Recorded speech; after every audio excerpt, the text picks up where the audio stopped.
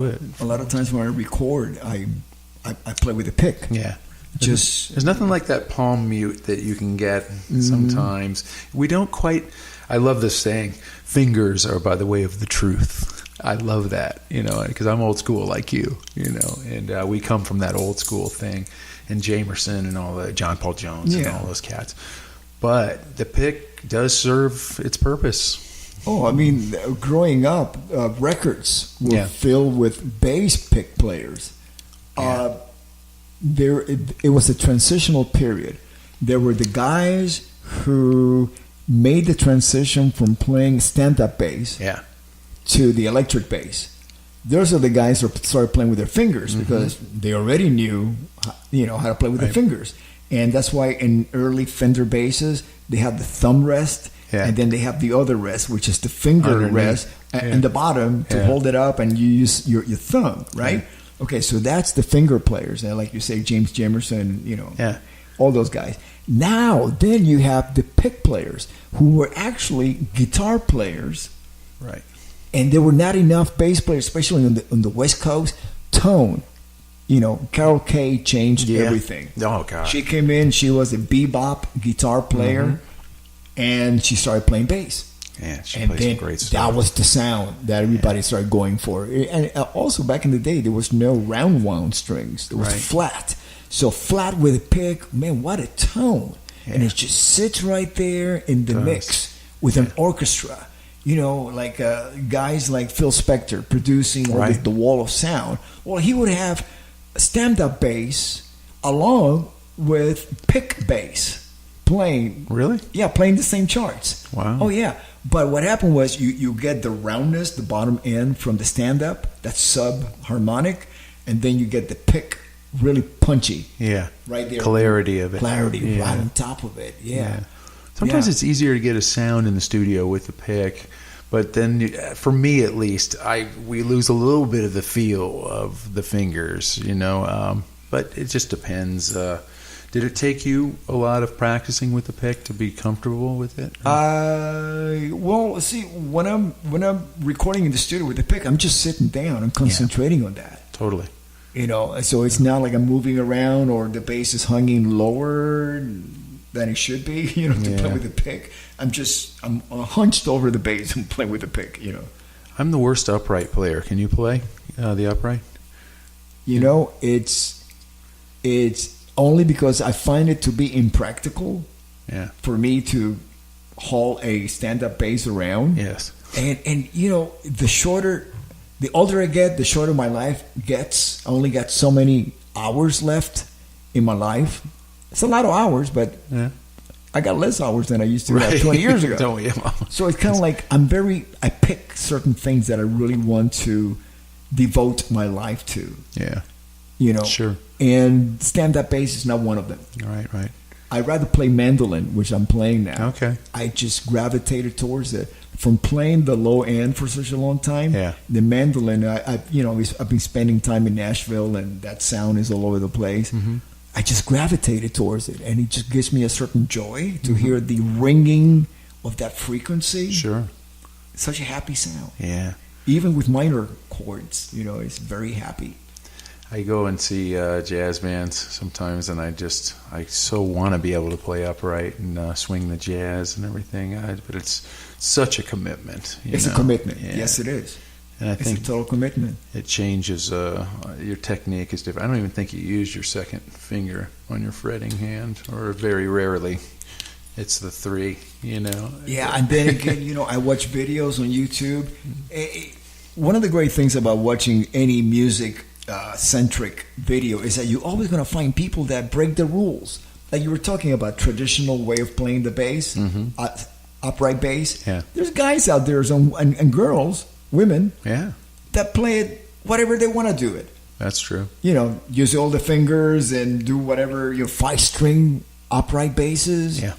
And they're monsters at it. True.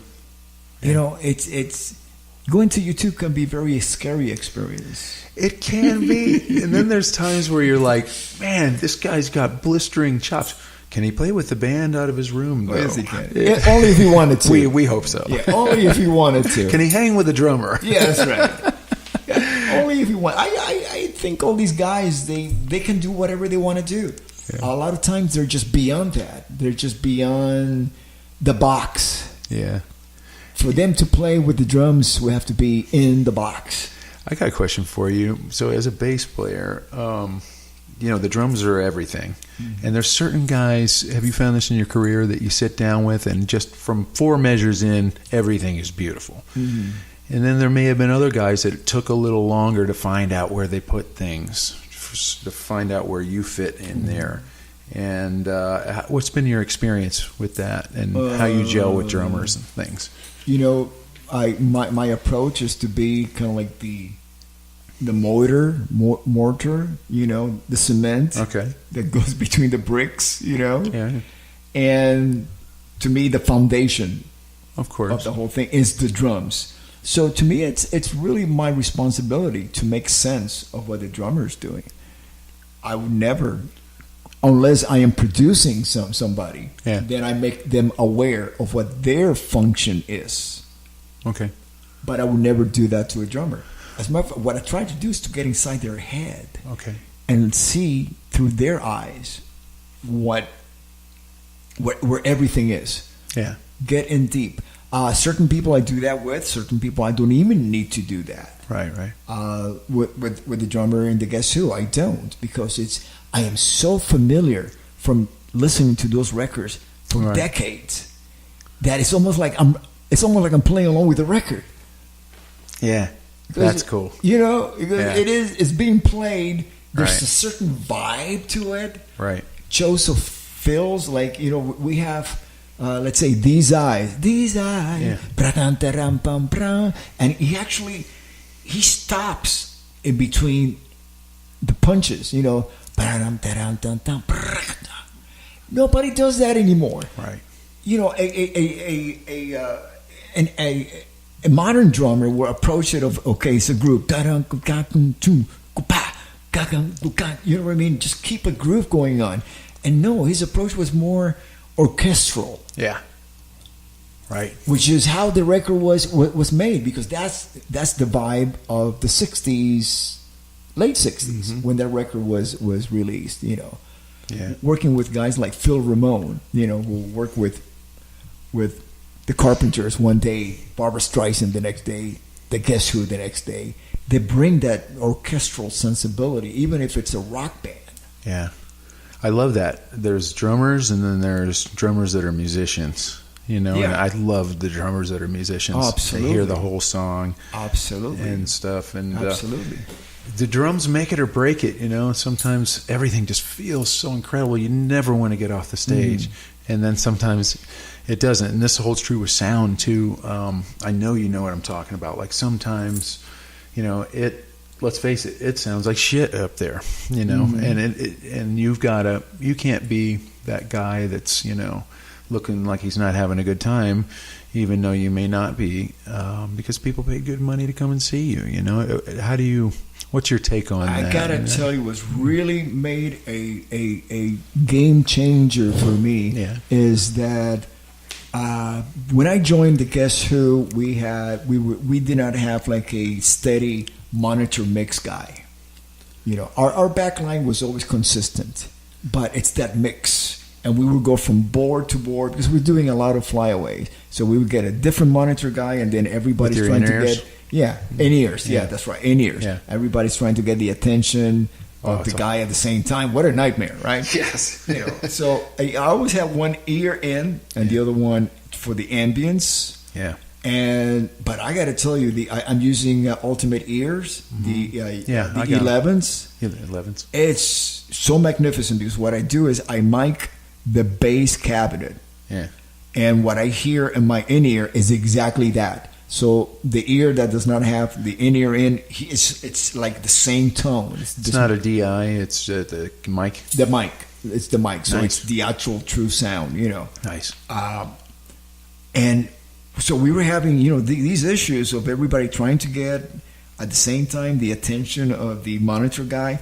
Mm-hmm. And one day, our front of the house guy brought in this Behringer 32 system. I think it's called M32.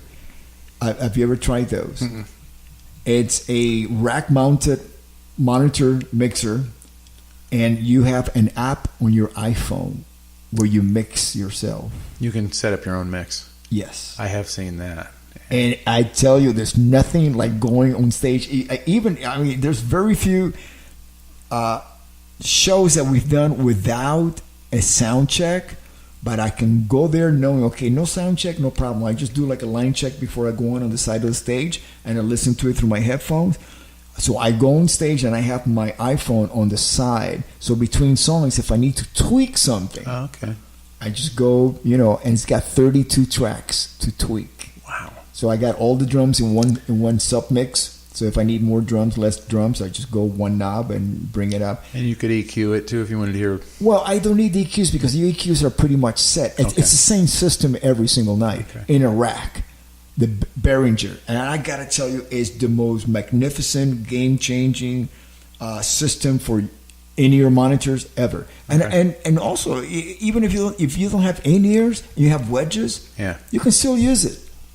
It's just because you're mixing and you're hearing it back through the wedges rather than through your in-ears. So it works the same way. Right. I've got the 7s, and I bought them when I was playing with Don Felder. And I felt like it sounded great in there, but I felt like I could never get the tone, bass tone. The 11s are specifically made for the bass. Really? Okay. Yeah, you should definitely get those. Yeah. They're just fantastic. It's got more drivers in it or something? No, I think it's the driver's tune for the bass response. Very clear, no mud. It sounds exactly the same way with my ear. Warm. It's exactly the same sound. It all depends on the microphone. Yeah. And I have a very flat EQ in my monitor system, so it's the real sound of the stage of the amplifier that's on stage. Right. Comes through. It's fantastic. Okay. Acting. Okay. How did you gravitate towards acting?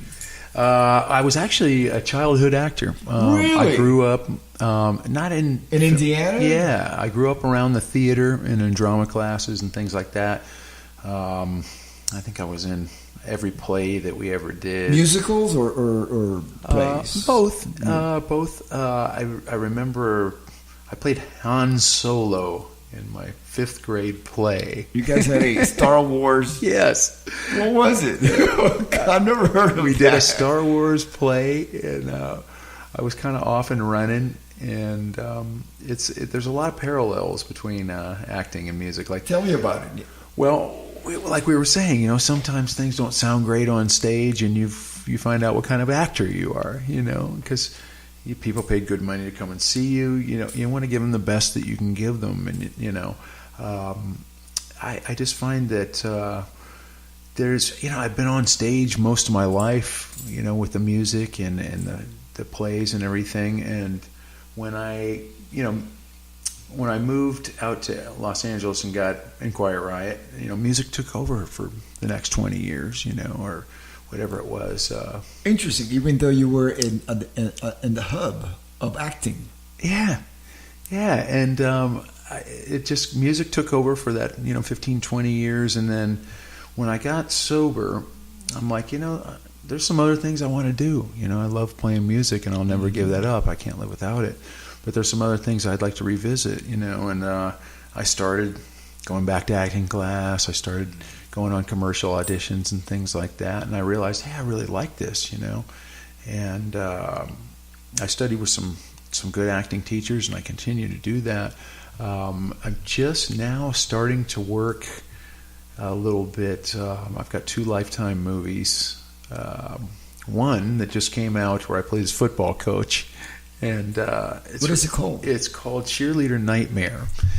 And Lifetime movies, they're a little. Are you the nightmare? No, it turns out, but it was a great role for me. It was something that was so not heavy metal, rock and roll. And were you the good guy, the bad guy?